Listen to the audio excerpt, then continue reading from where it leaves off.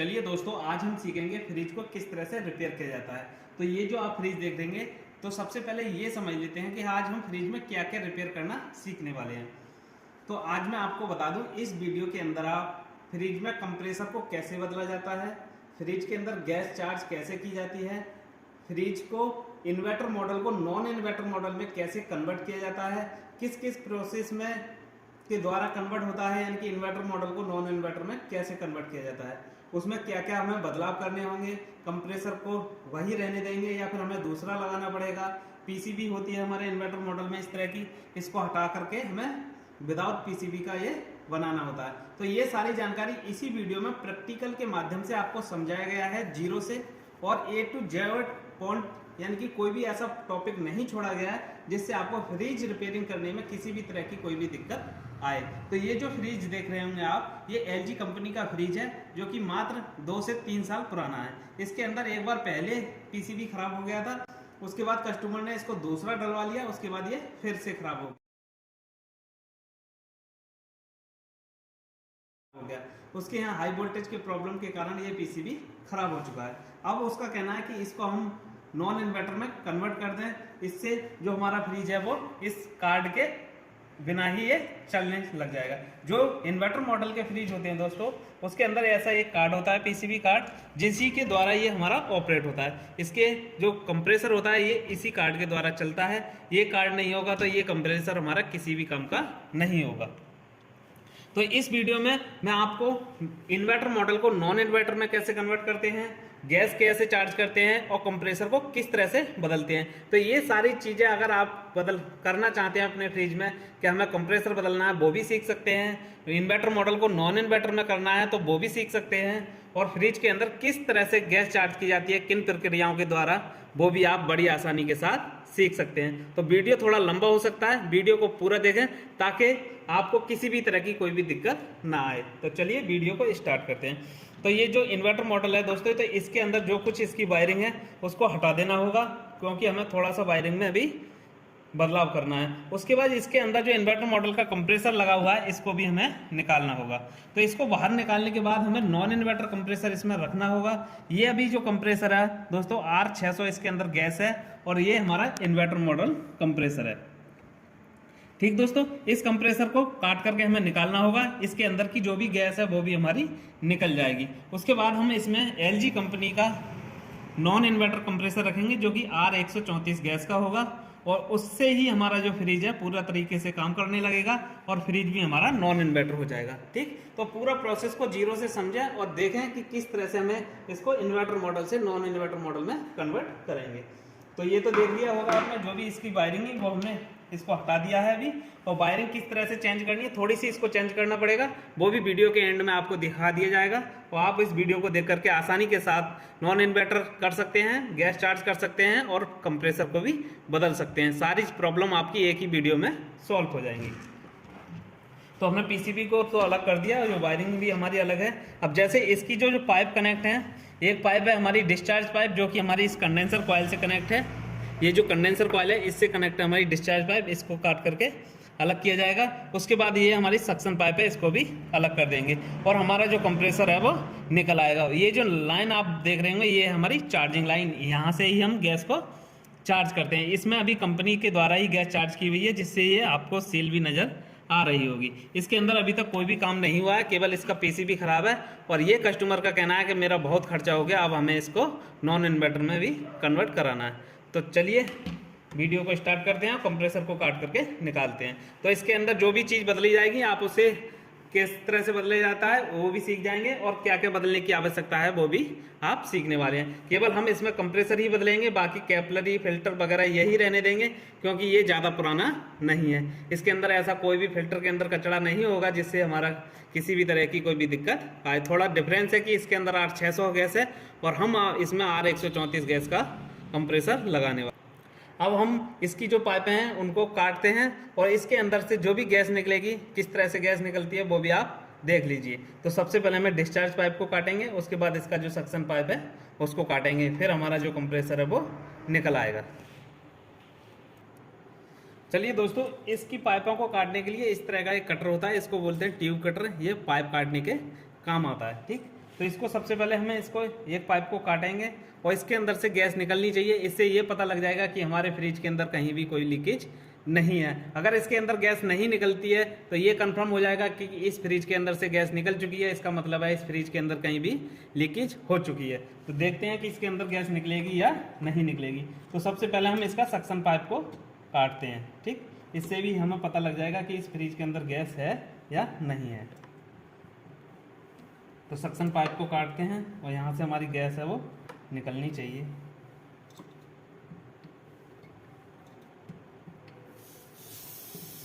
इस फ्रिज के अंदर गैस है, हमारी गैस निकल रही है, आप देख सकते हैं।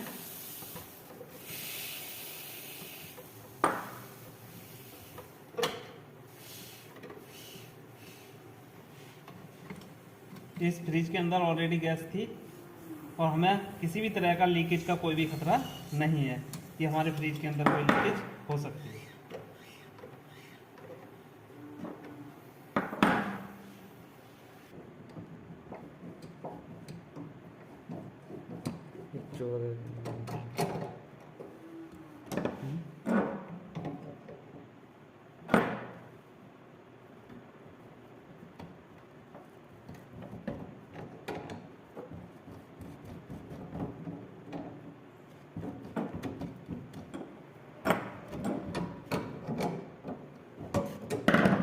हमारी डिस्चार्ज लाइन भी कट चुकी है, ठीक। इस तरह से हमने इसको भी निकाल दिया। अब हमारा जो कंप्रेसर है इसको हम निकाल लेंगे बाहर।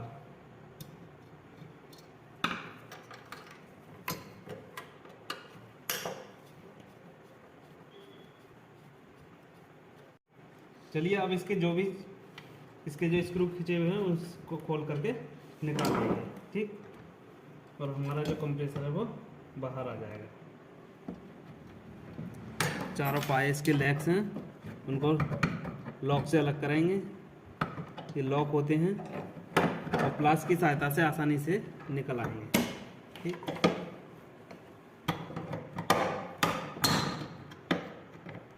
चलिए दोस्तों, हमने इसके लेग्स जो हैं वो खोल लिए हैं, इसके जो लॉक थे वो हमने निकाल दिए। अब हमारा जो कंप्रेसर है वो आसानी से निकल आएगा। तो इसका जो कंप्रेसर है वो हमने निकाल दिया है। अब हमें इसमें नॉन इन्वर्टर कंप्रेसर को लगाना है, तो चलिए उसे भी लगाते हैं और किस तरह से लगाया जाएगा वो भी देख लीजिए। चलिए नए कंप्रेसर को खोलते हैं। तो ये हमारा नॉन इन्वर्टर कंप्रेसर है, ठीक। साइज में थोड़ा इससे बड़ा होगा और काम भी इसका थोड़ा ज़्यादा रहता है क्योंकि ये हैवी है। इस तरह का हमारा कंप्रेसर है।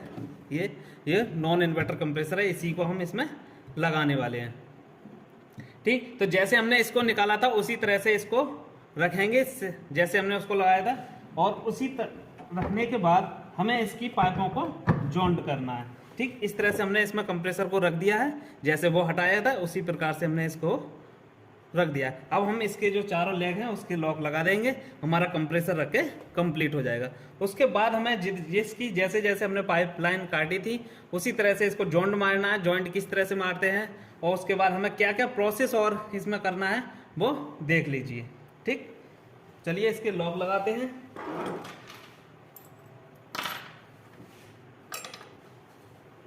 इसके लॉक जैसे हमने निकाले थे उसी तरह से इसको लगा देंगे, जिससे जो हमारा कंप्रेसर है वो हिले ना है और हमें इधर उधर फ्रीज करने पर यहाँ से अपनी जगह से नहीं हटना चाहिए।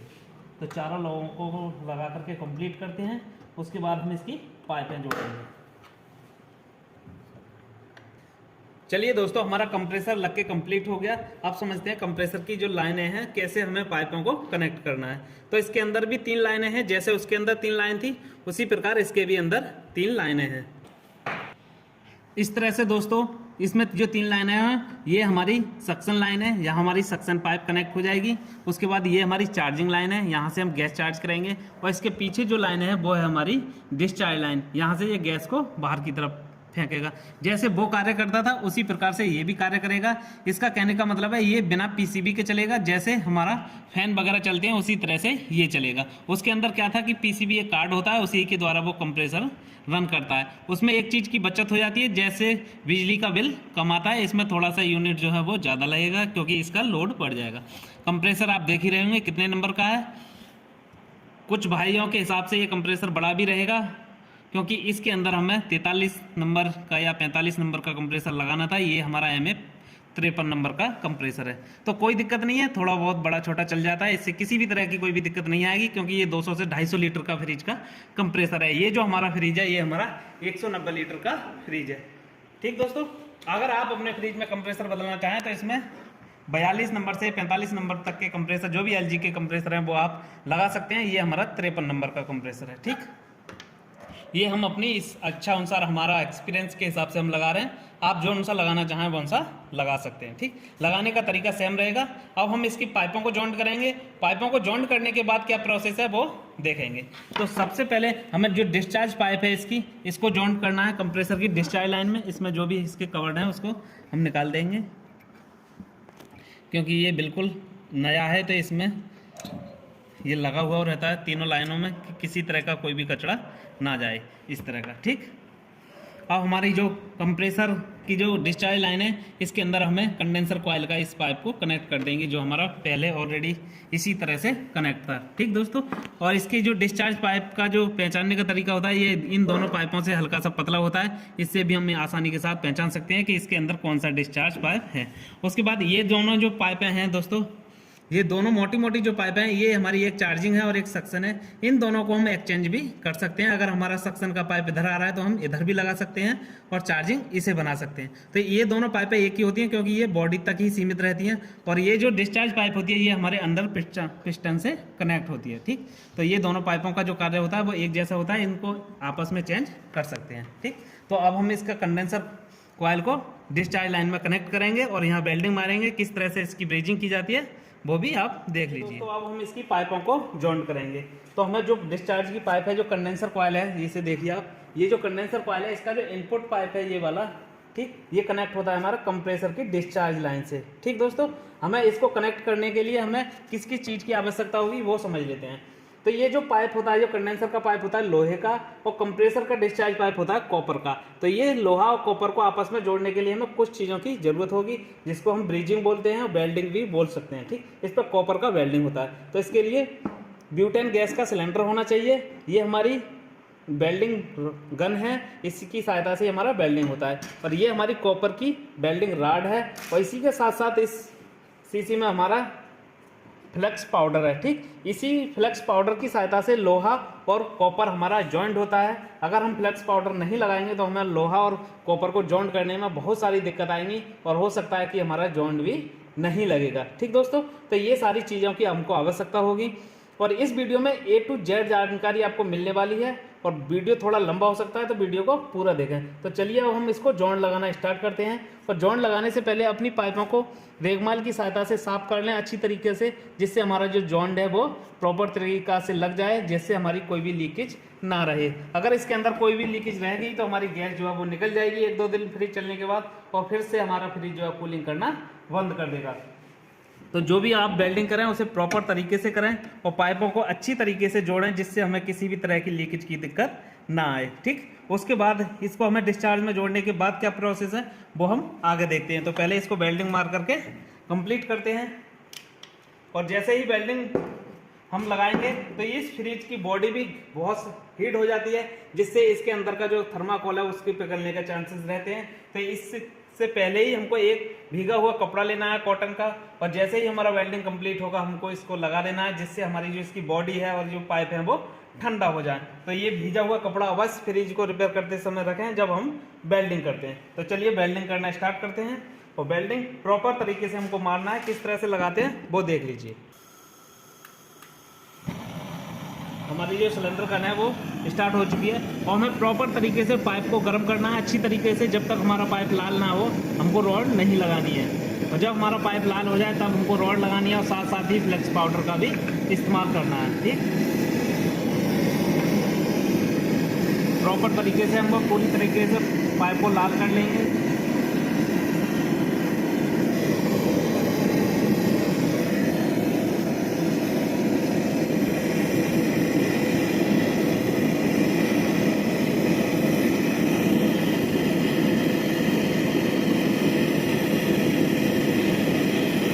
वेल्डिंग को अच्छी तरीके से इसका लगाना है, इससे हमारी हमारी किसी भी तरह की लीकेज ना रहे।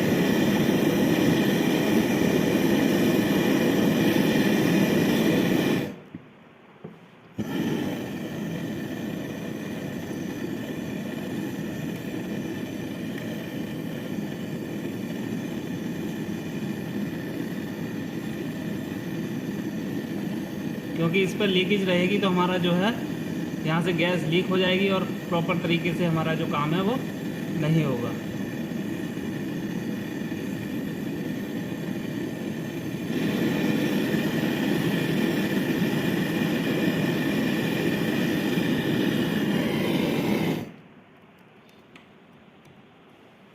हमारा डिस्चार्ज का पाइप है वो जुड़ चुका है और हमें इसको भीगे कपड़ा से ठंडा कर देना है।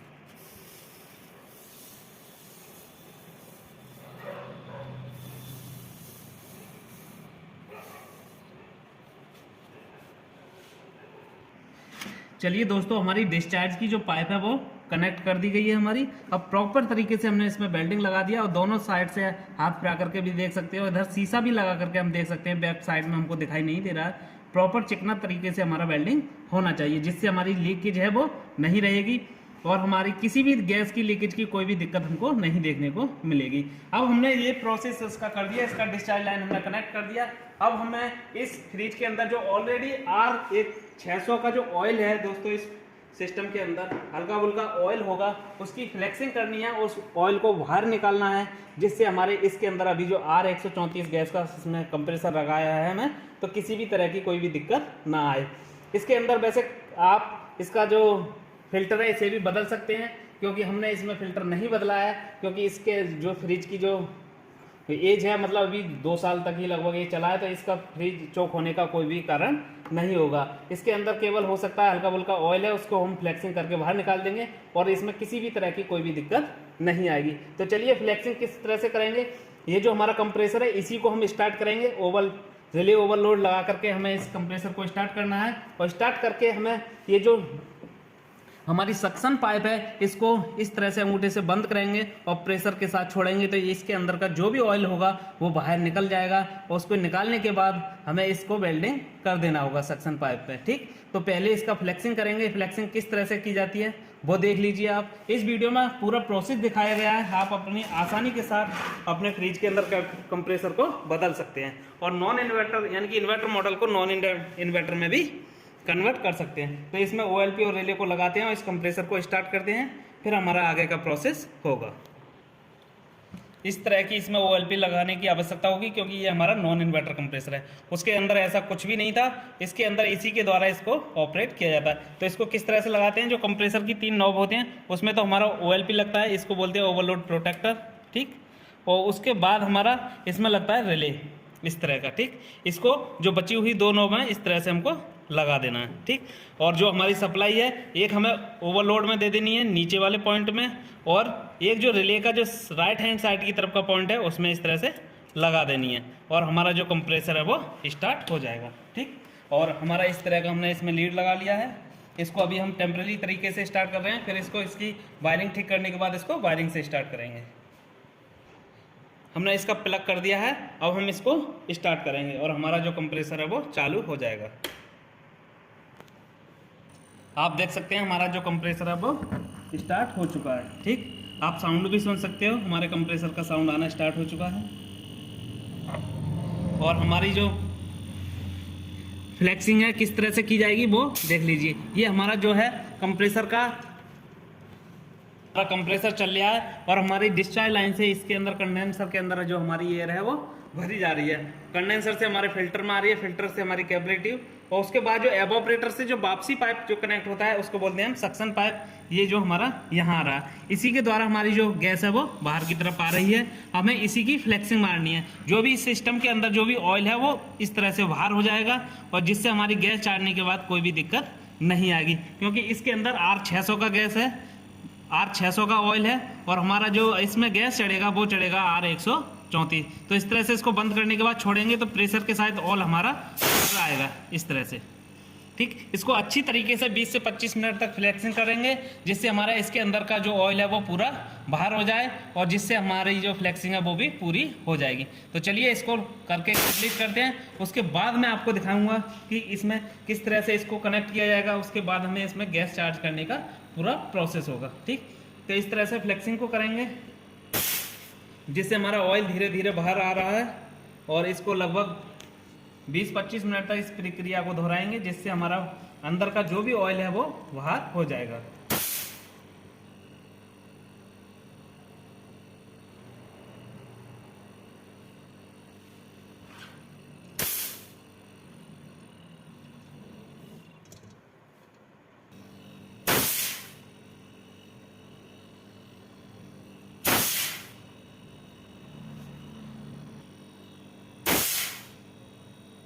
इस तरह से हमारे जो फ्रिज की जो है फ्लेक्सिंग की जाती है। तो इसी प्रोसेस को हमने 20 मिनट तक इसको कंटिन्यू किया और इसके अंदर से हमारा जो ऑयल है वो आना बंद हो चुका है। अब इसके अंदर जो भी ऑयल था वो इस प्रेशर के साथ बाहर निकल गया। अब हम इस पाइप को जो है वो कनेक्ट कर देंगे, और कनेक्ट करने के बाद हमें इसमें और जो इसकी आगे की प्रक्रिया है उसको अपनाएंगे, और कैसे कैसे इसके अंदर गैस चार्ज की जाती है वो भी पूरा प्रोसेस इसी वीडियो में आपको देखने को मिलेगा। तो चलिए हम अब इसको पाइप को कनेक्ट करेंगे।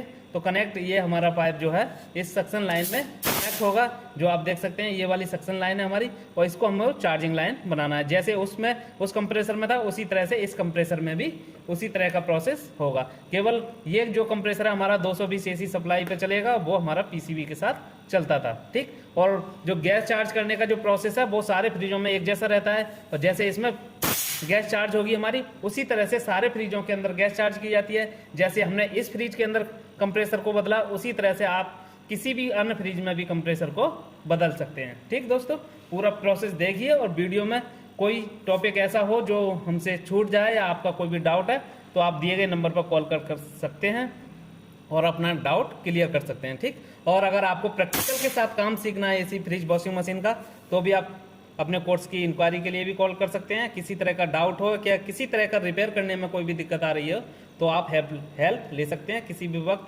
आप व्हाट्सअप नंबर भी हमारा यही है, और हमारा जो कॉल भी अगर करने की आवश्यकता है तो भी आप कर सकते हैं।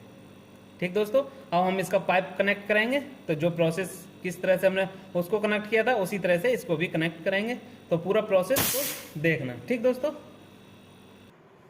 अब हम इन दोनों को कनेक्ट करेंगे। ये हमारा सक्शन पाइप है, ये हमारी इसकी सक्शन लाइन है। ठीक, इसमें इस तरह से इसको कनेक्ट करेंगे लगा करके इस तरह से। ठीक दोस्तों, ये दोनों पाइप हमारी कॉपर की हैं, इसलिए इसमें हमें केवल वेल्डिंग रॉड की ही आवश्यकता होगी, और इसमें फ्लेक्स पाउडर हम उपयोग में नहीं लेंगे, क्योंकि कॉपर आपस में बड़ी आसानी के साथ जुड़ जाता है। लोहा और कॉपर को अगर आप जोड़ेंगे तो उसमें फ्लेक्स पाउडर की आवश्यकता होगी। तो इस तरह से इस पाइप को इसमें लगा करके हम कनेक्ट कर देंगे और इस पर ब्रीजिंग कर देंगे, जिससे हमारी जो पाइप है वो पूरी तरह से जुड़ जाएगी। और वेल्डिंग इस तरह का मारना है कि हमारी कोई भी लीकेज ना रहे। लीकेज का हमेशा ध्यान रखना है, वेल्डिंग प्रॉपर अच्छी तरीके से मारना है जिससे हमें लीकेज ना रहे, क्योंकि हमारी जो गैस है वो लीकेज नहीं रहेगी तभी हमारी सक्सेसफुल होती है, अन्यथा वो हमारी निकल जाती है। तो प्रॉपर तरीके से इस पर वेल्डिंग मारेंगे। किस तरह से मारते हैं वो आप देख लीजिए। जैसे हमने कंडेंसर को जोड़ा था डिस्चार्ज लाइन में, उसी तरह से हमको सक्शन लाइन को भी जोड़ना है। पूरी पाइप को अच्छी तरीके से गर्म करेंगे, और गर्म करने के बाद हमें वेल्डिंग रॉड को लगाना है और हमारा प्रॉपर तरीके से वेल्डिंग हो जाएगा,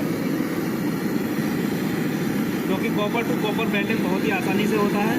इसमें किसी भी तरह की कोई भी दिक्कत नहीं आती है।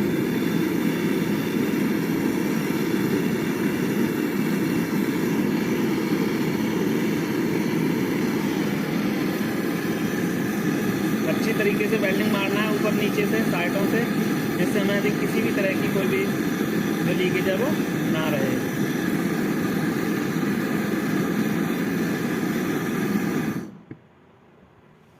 प्रॉपर तरीके से हमारा जो वेल्डिंग है वो लग चुका है, और हमारा जो गर्म पाइप है उसको भीजिए कपड़े से, ठंडा कर लेंगे, और कहीं भी हमारी फ्रिज की बॉडी गर्म हो जाए तो वहाँ भी ठंडा हमको कर देना है,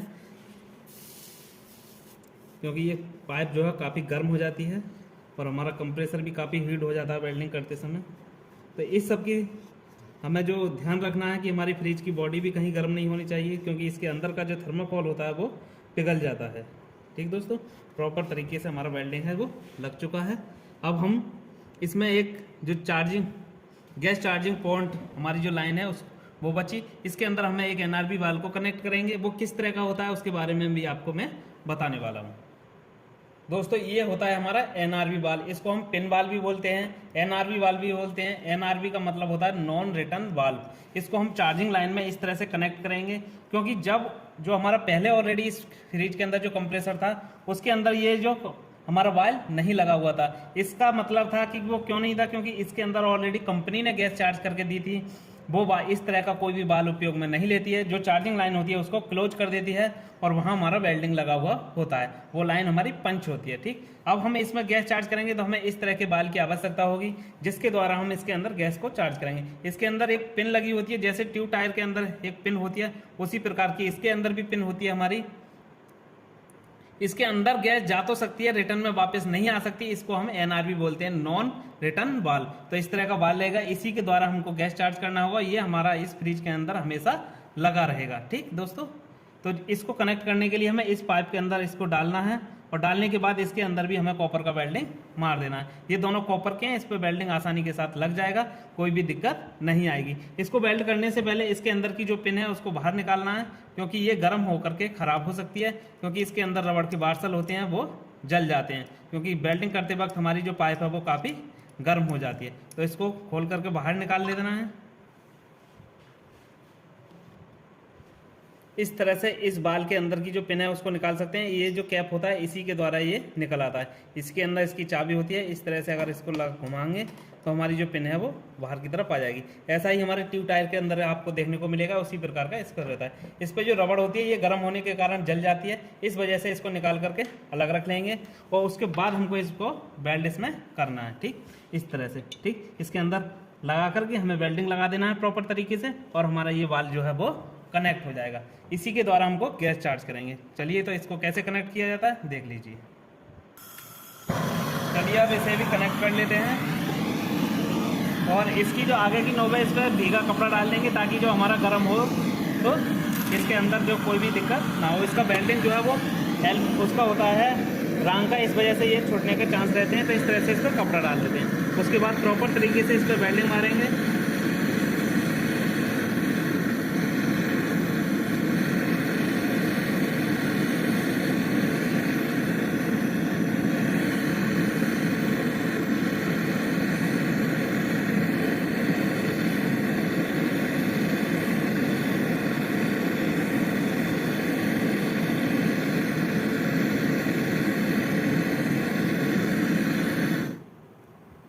प्रॉपर तरीके से हमारा जो वेल्डिंग है वो लग चुका है, और इसको भी भीगे कपड़े से हमें ठंडा कर देना है। ठीक, साथ साथ ही हमें इसको ठंडा कर देना है, ताकि जो हमारी पाइपें हैं वो ठंडी हो जाए, हमें इसमें काम करने में किसी भी तरह की कोई भी दिक्कत नहीं आए। अगर इसको ठंडा नहीं करेंगे तो काफ़ी देर बाद ठंडा होगा, हमें फ्रिज में समय भी लग जाएगा। ठीक, ये भी होता है, और हमें किसी भी तरह की जो हमारी बॉडी है वो भी नहीं खराब होनी चाहिए फ्रिज की।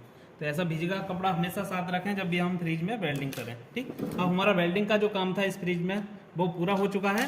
अब हमें कहीं भी वेल्डिंग नहीं करना है, क्योंकि हमने इसके अंदर फिल्टर को नहीं बदला है। हमें फिल्टर बदलते तो फिल्टर पर और भी हमको वेल्डिंग करने की आवश्यकता होती। इसके अंदर वही पुराना फिल्टर है, वो बिल्कुल प्रॉपर तरीके से काम करेगा, किसी भी तरह की कोई भी दिक्कत नहीं आएगी। चलिए अब दोस्तों इसमें देखेंगे कि हमें गैस को किस तरह से चार्ज करते हैं। तो गैस को चार्ज करने से पहले क्या क्या इसमें प्रोसेस है उसको अपनाया जाता है, और इस वीडियो में आप किसी भी फ्रिज के अंदर अगर गैस का चार्ज करना चाहते हैं तो इस वीडियो को देखकर आसानी के साथ सीख सकते हैं। कंप्रेसर को कैसा बदला जाता है वो मैंने प्रॉपर तरीके से आपको बता दिया।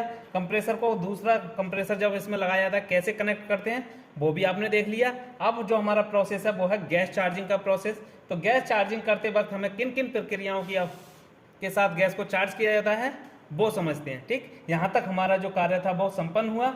इसी तरीके से हमारा जो है फ्रिज के अंदर कंप्रेसर को बदला जाता है। चाहे हमारा फ्रिज इन्वर्टर मॉडल हो उसे नॉन इन्वर्टर में किया जाएगा तब भी इसी तरह से हमारा जो कंप्रेसर है वो बदला जाएगा, या हमारे फ्रिज का कंप्रेसर खराब हो गया होगा तभी इसी प्रकार से हमारे फ्रिज के अंदर कंप्रेसर को बदला जाएगा। तो इस वीडियो में आपको बहुत सारी जानकारी देखने को मिलेगी, क्योंकि इस वीडियो के अंदर गैस चार्जिंग से लेकर कंप्रेसर बदलने तक की प्रक्रिया एक ही वीडियो में आपको मिल जाएगी। ऐसी वीडियो आपको किसी अन्य चैनल पर नहीं मिलेगी। छोटे छोटे टॉपिकों के साथ वीडियो को बनाया जाता है जिससे हमें आधी अधूरी जानकारी मिल पाती है। अगर आपने वीडियो पूरा देख लिया तो आप फ्रिज का बहुत ही काम मेरे हिसाब से सीख सकते हैं, या आप थोड़ा बहुत जानते हैं, आधा अधूरा जानते हैं, तो उसका भी डाउट आपको क्लियर हो जाएगा। और किसी तरह का अगर आपका डाउट है तो आप कॉल करके भी डाउट क्लियर कर सकते हैं। जितनी हमारे पास से हेल्प होगी हम आपकी करेंगे। किसी भी तरह की आपको घबराने की बात। गैस का प्रोसेस को हम स्टार्ट करते हैं, वेल्डिंग गन को करते हैं साइड, और पूरा गैस का प्रोसेस देखिए किस तरह से इसमें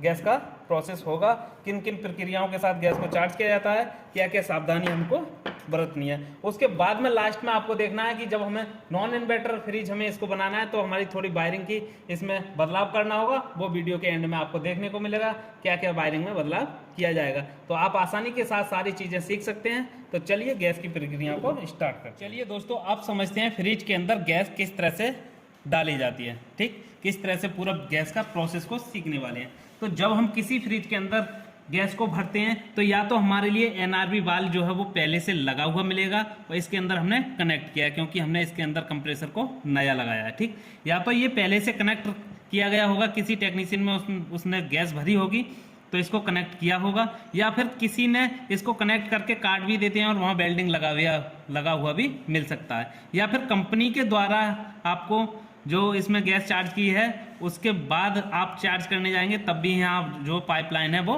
बंद मिलेगी। तो इस तरह का हमें बाल को कनेक्ट करना होता है।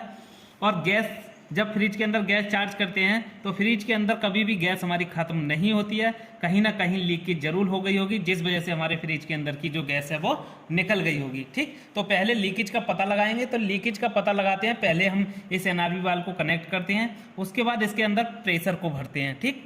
प्रेशर को भरने के बाद हमें लीकेज का पता लगाना है। जहाँ जहाँ इसमें जॉइंट होते हैं वहाँ वहाँ हम शैम्पू का झाग लगा करके देख लेंगे कि हमारे इसके अंदर कहीं लीकेज तो नहीं है। जैसे ट्यूब टायर में लीकेज को चेक किया जाता है पिंचर को, उसी तरह से इसमें भी चेक किया जाता है, ठीक। तो इसके अंदर हमारे तो कहीं भी इसमें लीकेज नहीं है। मैं आपको प्रोसेस बता रहा हूँ कि किस तरह से गैस डालते हैं तो क्या क्या चीज़ हमको ध्यान में देनी होती है, ठीक। तो इसके अंदर जब हम गैस चार्ज करेंगे तो ये इसके अंदर से जो हमने वायल निकाल दिया था उसको दोबारा से लगा देंगे, क्योंकि इसको अगर हमने नहीं लगाया या हम इसको लगाना भूल गए तो हमारे गैस चार्ज करने का कोई फायदा नहीं रहेगा। जैसे ही हम इससे पाइप को अलग करेंगे हमारी जो गैस है वो निकल जाएगी। तो इसको याद से हमेशा ध्यान से इसको इसमें लगाना होता है। इस तरह से हमने इसको लगा दिया, ठीक। उसके बाद हमारी यहाँ एक चार्जिंग पाइप कनेक्ट होगी। तो जैसे ही हमारा सारा प्रोसेस हो जाएगा, इसके अंदर कहीं लीकेज भी नहीं होगी, वेल्डिंग भी हमारा प्रॉपर तरीके से हो जाएगा। कहीं लीकेज होगी तो वहाँ हम वेल्डिंग मार करके उसको बंद कर देंगे। फिर बंद करने के बाद इसी के द्वारा हमको प्रेशर चढ़ा करके इसके अंदर प्रेशर भरेंगे और उसके बाद दोबारा से लीकेज को चेक करेंगे। तो हम जब संतुष्ट हो जाएंगे कि इसके अंदर कहीं भी लीकेज नहीं है तब हम इसके फ्रिज के अंदर गैस चार्ज करेंगे। तो गैस चार्ज करने से पहले हमें फ्रिज के अंदर की जो गैस होती है, इन पाइपों के अंदर जो हमारी गैस होती है वातावरण की, उसको निकालना होता है, जो हवा होती है, तो उसको बोलते हैं हम वैक्यूम करना। वैक्यूम किसे बोलते हैं? जो इस सिस्टम के अंदर की जो भी हवा है उसको खींच करके बाहर करना। तो उसको किस तरह से करते हैं? दो तरीके से उसको कर सकते हैं। एक तो वर्क शाफ्ट कंप्रेसर की सहायता से कर सकते हैं और एक हमारी वैक्यूम पंप की सहायता से कर सकते हैं। तो वर्क शाफ्ट कंप्रेसर क्या होता है पहले वो समझ लीजिए और देख लीजिए कि कैसा वर्क शाफ्ट कंप्रेसर होता है। चलिए दोस्तों, ये होता है वर्क शाफ्ट कंप्रेसर। ये फ्रिज का ही कंप्रेसर होता है, इसी को हम वर्क शाफ्ट कंप्रेसर बना लेते हैं। एक डिस्चार्ज लाइन पे एनआरवी वाल्व को कनेक्ट कर लेते हैं और एक हमारी सक्शन वाल्व पर कनेक्ट हो जाता है, ठीक। जिधर हमारी सक्शन वाल्व है उधर से ये गैस को खींचता है और डिस्चार्ज लाइन से फेंकता है। तो इस कंप्रेसर से हम दो काम कर सकते हैं। इस सिस्टम के अंदर हमें प्रेशर की भरने की आवश्यकता होगी तो डिस्चार्ज लाइन से कनेक्ट करके हमें सिस्टम में कनेक्ट कर देना है, तो इसके अंदर प्रेशर भर जाएगा।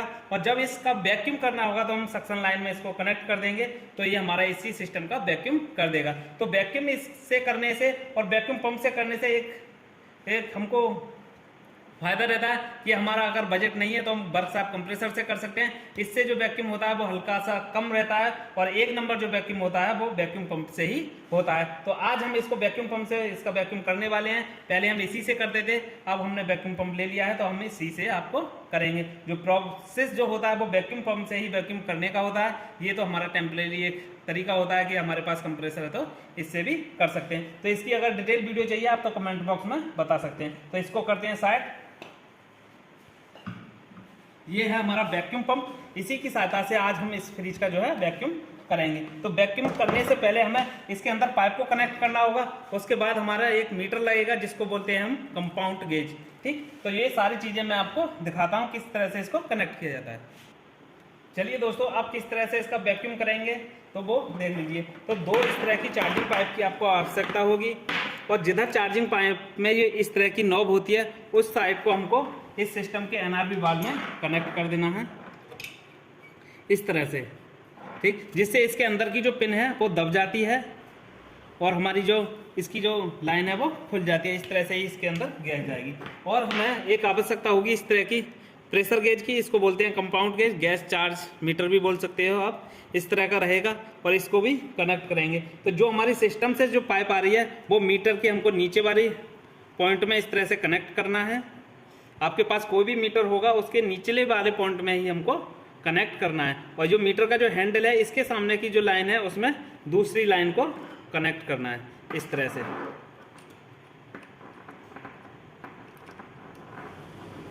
इस तरह से हमारी दोनों लाइनें हैं जो मीटर से जोड़ चुकी हैं। अब हमें फ्रिज का वैक्यूम करना है, तो जो जो लाइन है हमारी इसको वैक्यूम पंप के इस पॉइंट से हमको कनेक्ट कर देंगे, या हमको प्रेशर भरना होगा तो उसको हम जो कंप्रेसर होगा उसके डिस्चार्ज लाइन पे कनेक्ट कर देंगे। तो हमको अभी वैक्यूम करना है इसका, और वैक्यूम करने के लिए हमने वैक्यूम पंप पे इसको लगा दिया है इस तरह से। ठीक दोस्तों, ये पूरा कनेक्ट हो गया है। जो नीचे वाला मीटर का नीचे वाला पाइप है ये सिस्टम से कनेक्ट है, और ये जो हैंडल के सामने वाला जो पाइप है वो हमारा वैक्यूम पंप से कनेक्ट है। ठीक, अब हमें इस हैंडल को पूरा से खोल देना है, और खोलने के बाद हमारी जो वैक्यूम पंप है उसको चालू करना है।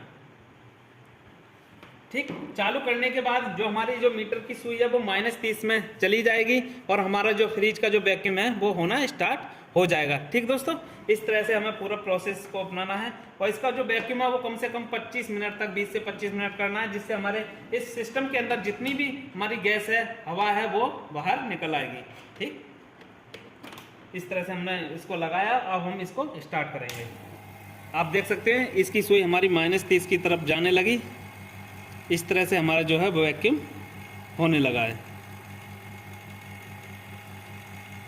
पूरा इसको 20 से 25 मिनट तक इसका वैक्यूम करेंगे, जिससे इसके अंदर की जितनी बार गैसेज हैं वो बाहर निकल आएंगी। ठीक, उसके बाद हम इसमें गैस चार्ज करेंगे। तो पहले वैक्यूम कर लेते हैं, उसके बाद फिर गैस को कैसे कनेक्ट किया जाएगा वो दिखाने वाला हूँ। अंदर तक को है। इस तरह से हमारा पूरे फ्रिज का जो वैक्यूम है वो हो चुका है। हमने 20 से 25 मिनट इसको वैक्यूम पंप पे लगाया, और हमारा पूरा जो वैक्यूम है इसका हो चुका है। इसकी सुई जो है वो -30 की तरफ आ चुकी है। अब हम इसको हैंडल को इस तरह से पूरा बंद कर देंगे, इसको अच्छी तरह से इसको टाइट कर देंगे और वैक्यूम पंप को बंद कर देंगे। इस तरह से हमारा इसका वैक्यूम हो चुका है। अब हम वैक्यूम पंप से इस पाइप को खोल लेंगे। इस तरह से हमने पाइप को खोल लिया। अब हमें आवश्यकता होगी इसके अंदर R134 गैस को डालेंगे।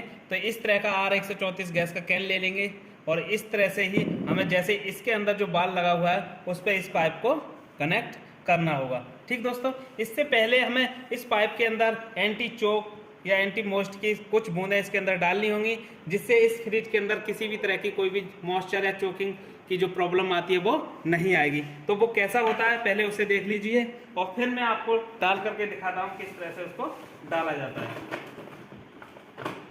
तो इस तरह की शीशी में आपको देखने को मिलेगा, इस पर लिखा हुआ है एंटी चोक। ये फ्रिज के अंदर चोकिंग की प्रॉब्लम को सॉल्व करता है, और इसको थोड़ा सा अपने चार्जिंग पाइप के अंदर इस तरह से डाल लेना है, जिस भी सहायता से आप डाल सको।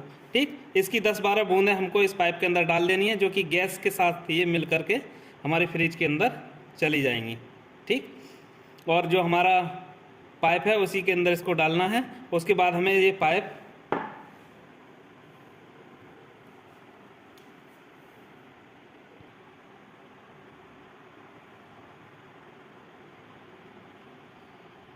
अब हमने इसके अंदर जो उसकी एंटी चोक की जो 10 से 15 बूंदें इसके अंदर डाल दी हैं। अब हमें सिलेंडर के बाल पे इस तरह से पाइप को लगा देना है। ठीक, उसके बाद इस पाइप के अंदर जो भी एयर है उसको निकालने के लिए हमें सिलेंडर का बाल ऑन करना होगा, और जो मीटर तक हमारा जो कसा हुआ बाल है इस तरह से हमने इसमें लगा दिया, और जो मीटर की साइड में जो कसा हुआ है यहाँ से हल्का सा ढीला कर लेंगे। ठीक, ये नीचे वाला तो हमारा सिस्टम में कनेक्ट है, और ये जो साइड वाला है ये हमारा गैस के कैन से कनेक्ट है। तो जैसे ही हम हल्का सा बाल को इसको ढीला करेंगे हमारा गैस यहाँ से निकलना स्टार्ट हो जाएगा और इस पाइप का भी वैक्यूम हो जाएगा। ठीक, इस तरह से इसका वैक्यूम कर लेना है, अंततः हमारे इस पाइप के अंदर जो भी गैस है वो हमारे फ्रिज के अंदर चली जाएगी। ठीक, तो हल्का सा इसको बाल को खोलेंगे और इसकी जो पाइप के अंदर की जो एयर है वो निकल चुकी है। अब इसको हम टाइट कर देंगे इस तरह से। ठीक, अब हमें पूरा वायल इसको खोल देना है इस तरह से। ठीक दोस्तों, हमारा इसका वैक्यूम ऑलरेडी अभी पूरा है और किसी भी तरह का हमारा वैक्यूम नहीं टूटना चाहिए। अगर वैक्यूम हमारा टूट गया तो हमारे सिस्टम के अंदर कहीं लीकेज हो सकती है, जिस वजह से हमारा जो वैक्यूम है वो टूट जाता है। ठीक, अब हमें इस कैन को उल्टा करके गैस को डालना है, इस तरह से हमको कैन को रखना है और धीरे धीरे अपने मीटर के बाल को खोलेंगे और जैसे ही हम मीटर के बाल को खोलेंगे हमारा जो सुई है वो ऊपर की तरफ को जाने लगेगा। ठीक, और जिसके अंदर हम लगभग थोड़ी सा इसका वैक्यूम तोड़ेंगे। इस तरह से हमने इसके अंदर गैस को छोड़ दिया। अब हम इसको गैस को बंद कर देंगे। अब हमारी सुई आप देख सकते हो कहाँ आ चुकी है। ठीक, इसी तरह से अब हमारा इसका वैक्यूम टूट चुका है। अब इसके अंदर हम सप्लाई देंगे और इसी कंप्रेसर को हम स्टार्ट करेंगे। ठीक, अब धीरे धीरे हमारा जो कंप्रेसर है वो चालू रहेगा हमारा और धीरे धीरे ही हम इसके अंदर गैस को छोड़ते रहेंगे। ठीक, तो इसमें OLP रिले को लगा करके कंप्लीट करते हैं और फिर इसमें सप्लाई को देते हैं। इस तरह से हमने OLP रिले को इसको लगा दिया। अब हमें कंप्रेसर को स्टार्ट कर देंगे और जो हमारी सुई है वो धीरे धीरे नीचे की तरफ को आना स्टार्ट कर देगी जैसे ही हमारा कंप्रेसर स्टार्ट होगा। ठीक, और हमें साथ साथ ही अपने कंप्रेसर का लोड भी देखते हुए चलना है कि हमारा जो कंप्रेसर है वो कितना एम्पियर लोड ले रहा है गैस डालते वक्त। ठीक, इस तरह का एक क्लैम्प मीटर को लगा लेंगे जिससे हमारा इसका लोड भी मेजर होता रहेगा कि इसका अंदर कितना लोड चल रहा है। जैसे ही हमने कंप्रेसर को स्टार्ट किया और हमारा जो धीरे धीरे सुई है वो नीचे की तरफ को आना स्टार्ट हो चुकी है इस तरह से। ठीक, जैसे जैसे हमारी सुई माइनस की तरफ को जाएंगी धीरे धीरे हमको गैस को छोड़ना है और इसका R134 का जो बैक प्रेशर है वो हमें 8 या 8 से 10 रखना है। वैसे तो 10 से 15 होता है पर हमारा जो काम है वो 8 से 10 के बीच में ही चल जाता है। तो आपको इसका जो बैक प्रेशर रखना है वो 8 ही रखना है, जिससे हमारे फ्रिज के अंदर अच्छी खासी कूलिंग आना स्टार्ट हो जाएगी और किसी भी तरह की कोई भी दिक्कत नहीं होगी। आप देख सकते हैं कि हमारी जो सुई है वो माइनस की तरफ को जा चुकी है और हमें इसमें थोड़ा सा गैस को छोड़ना है। इस तरह से आप मीटर में भी देख सकते हैं गैस हमारी जा रही है सिस्टम के अंदर और हमको इसको बंद कर देना है। ठीक, और मीटर में देखते रहना है कि हमारा जो कंप्रेसर है वो कितना एम्पियर ले रहा है। 0.8079 इस तरह से घटता हुआ एम्पियर चला जाएगा। जैसे जैसे हमें इसके अंदर जो गैस छोड़ते हैं तो लोड बढ़ जाता है। अब आप देख सकते हैं हमारी जो सुई है वो फिर से 0 की तरफ आ चुकी है और ऐसे ही इसमें देख लेना है कि हमारा जो 10 का जो खाना है उससे हल्का सा नीचे ही हमको गैस को रखना है, जिससे इसमें लगभग 8 PSI का प्रेशर ही हमको छोड़ना है, रनिंग प्रेशर। ठीक, और वैसे तो इसका 10 से 15 PSI होता है, आप इसको 8 से 10 छोड़ देंगे, किसी भी तरह की कोई भी दिक्कत नहीं आएगी, एकदम परफेक्ट कूलिंग आएगी और जो इसका जो एम्पियर है कंप्रेसर का वो भी परफेक्ट रहेगा और क्या आपको किसी भी तरह की कूलिंग में से लेकर के कोई भी दिक्कत नहीं आएगी। और आप 10 से 15 छोड़ेंगे तो आपको हो सकता है कि इसके सक्शन पाइप पे बर्फ़ देखने को मिल जाए, क्योंकि इतना प्रेशर जब हाई गर्मी पड़ती है। आप अभी के समय अगर मौसम देखोगे तो हम मार्च के महीने में गैस चार्ज कर रहे हैं। आज अगर तारीख की बात की जाए तो 25 तारीख है लगभग। तो जब मई जून में जाएगा तो यही बैक प्रेशर हमारा काफ़ी बढ़ जाएगा, जिसकी वजह से हमारे जो है सिस्टम के अंदर कम प्रेशर को छोड़ना होता है। मौसम को भी देखना है और सिस्टम का एम्पियर भी चेक करना है, इसी के साथ साथ गैस को भरना होता है। ठीक, जितना कम PSI रखोगे जहाँ तक हमारी कूलिंग आ जाए वहीं हमें छोड़ देना होता है। तो R134 का आप बैक प्रेशर 8 ही रखें। ठीक दोस्तों, इस तरह से हमारा जो बैक प्रेशर है वो 10 से थोड़ा सा नीचे है। हम थोड़ी सी गैस इसमें और छोड़ देंगे, जिससे हमारा जो सिस्टम के अंदर पूरी गैस हो जाएगी। इस मीटर में बहुत छोटे छोटे खाने दिए गए हैं, क्योंकि 50 का जो खाना देख रहे होगे आप बहुत ही पास में है। इसी के बाद छोटे छोटे जो खाने हैं वो 10-10 के खाने हैं। तो 0 से जो पहला खाना है वो 10 का है, फिर 20, फिर 30, फिर 40, फिर 50 का आप देख सकते हो। तो आप ये अंदाज़ा लगा सकते हो कि 10 का इसमें खाना कौन सा है। तो ये वाला है, इससे हल्का सा नीचे है हमारा अभी। तो इन हमने सिलेंडर वाल को बंद कर दिया है इसको, क्योंकि इन पाइपों के अंदर भी हमारी गैस है। तो इसी पाइपों के अंदर की गैस को हम छोड़ देंगे तो हमारी गैस जो है वो पूरी हो जाएगी। तो थोड़ी देर रनिंग करने के बाद कंडेंसर पर हाथ लगा करके देख लेंगे कि हमारा कंडेंसर गर्म हो रहा है या नहीं हो रहा है, और एवोपरेटर पर भी हाथ लगा करके देख लेंगे कि हमारे जो कूलिंग है वो एवोपरेटर के अंदर आ चुकी है या नहीं। कंडेंसर हमारा गर्म होना चाहिए। गर्म जब हमारा कंडेंसर होने लगेगा तो हमारे फ्रिज के अंदर भी कूलिंग आने लगेगी। अगर हमारा कंप्रेसर गर्म नहीं हुआ तो हमारे फ्रिज के अंदर कूलिंग नहीं आएगी। ठीक, तो ये भी एक पहचान होती है, जितना कंडेंसर हमारा गर्म होगा उतना ही फ्रिज के अंदर अच्छी कूलिंग आएगी। तो जो भी इसके पाइपों के अंदर बची हुई गैस है उसको भी हल्का सा छोड़ते हैं। आप देख सकते हैं इस तरह से गैस हमारी सिस्टम के अंदर जा रही है। अब हमने बंद कर दिया और हमारा फ्रिज जो है पूरा अच्छी तरीके से चलने लगा है। हमारा कंडेंसर भी गर्म होने लगा है, हमको महसूस हो रहा है। वो कंडेंसर जितना अच्छा गर्म होगा उतना ही हमारे फ्रिज के अंदर अच्छी कूलिंग आएगी। ठीक, प्रॉपर तरीके से हमारा जो फ्रिज है वो वर्क करने लगा। इसी तरह से हमारे फ्रिज के अंदर गैस को चार्ज किया जाता है। अब हमें इसके अंदर एक और हमारा काम रह गया, वो है थोड़ा वायरिंग का। वायरिंग में किस तरह से बदलाव किया जाएगा वो भी हम आपको दिखाने वाले हैं। हमारा जो कंडेंसर है वो काफ़ी गर्म हो चुका है। अब हमारे फ्रिज के अंदर जो है कूलिंग आना स्टार्ट हो चुकी है और एवोपरेटर से सनसनाहट की आवाज़ आपने को सुनने को मिलेगी। इसका संकेत होता है कि एवोपरेटर में जो है कूलिंग आ चुकी है। आप साउंड सुन सकते हो एवोपरेटर का। पूरा से हमारा जो कूलिंग है वो आने स्टार्ट हो चुकी है, मुझे महसूस हो रही है। मैं वीडियो में तो नहीं दिखा सकता कितना कूलिंग हो चुका है, पर कूलिंग जो है वो प्रॉपर तरीके से हमारी आ चुकी है। ठीक, इसी तरह से हमें इन्वर्टर मॉडल को नॉन इन्वर्टर में कन्वर्ट कर दिया। कंप्रेसर को कैसे बदलते हैं ये भी आपको इसी वीडियो में दिखा दिया है, और गैस को किस तरह से हमें फ्रिज के अंदर चार्ज किया जाता है वो भी दिखा दिया। और इसका आप बैक प्रेशर देख लीजिए, 10 से हल्का सा नीचे है हमारा, और जो है 8 के समथिंग इसका बैक प्रेशर हमने रखा है।